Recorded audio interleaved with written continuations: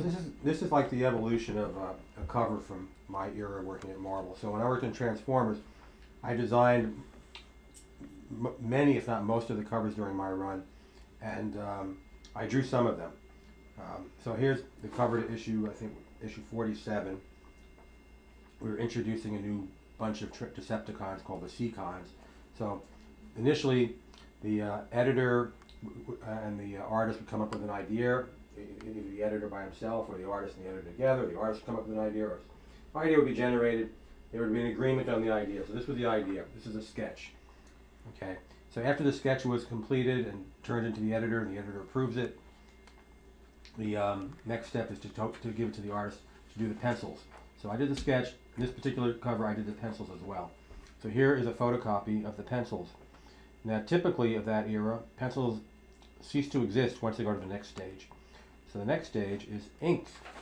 So it goes out to an inker. In this case, the inker was the fabulous Kevin Nolan, who took my pencils and produced this inked version of it. So this is the actual artwork, the actual page that I worked on in pencils, and then Kevin Nolan inked over.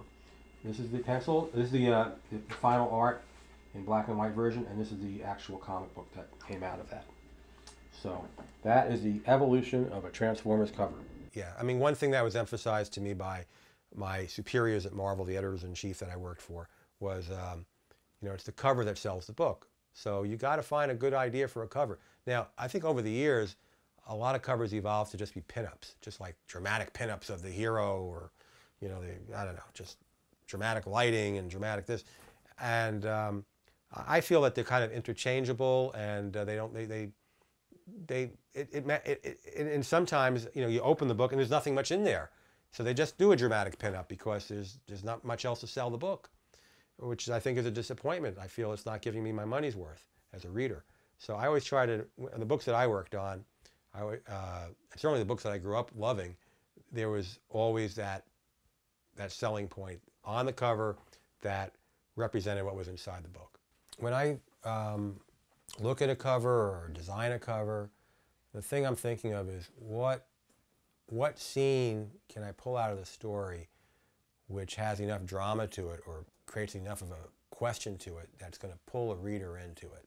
That somebody's going to see the comic book on a comic book rack and say, that's a really intriguing situation that's posed there on the cover.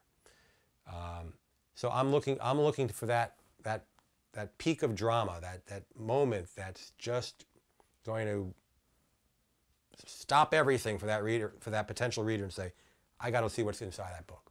And what I would do as a writer, and somebody told me about this, I forget who, maybe it was some editor with a lot more experience than me, perhaps.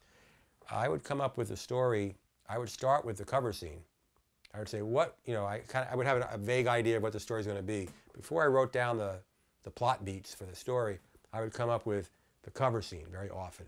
What is a dramatic scene that I could put somewhere in the middle of this story, and I'll build the story around it, but what is going to go on that cover that's going to be exciting enough that people are going to want to buy this issue?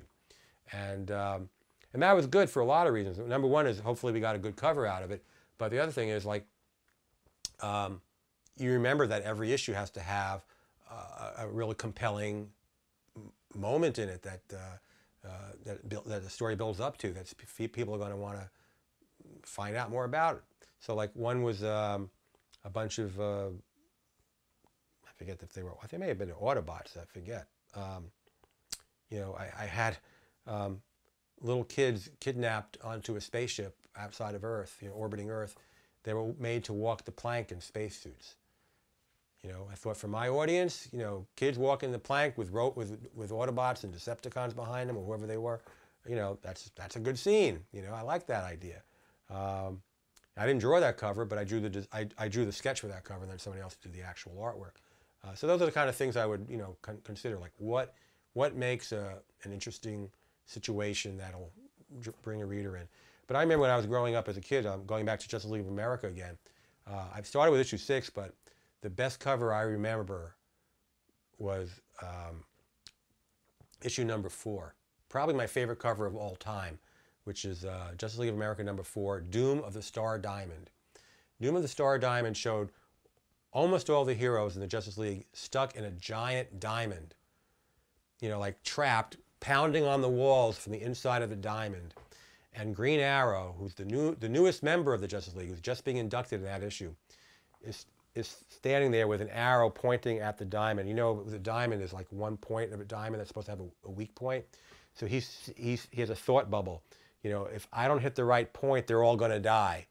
I thought, what a great setup for a story, And that was the client. I eventually got that story, and that was the climactic scene. He had to save his fellow members, but it was just so much going on in that one scene. I couldn't believe it, and it was beautiful too. Just the idea that they're trapped in this diamond, and there's no way out, it seems, except for this one really small possibility.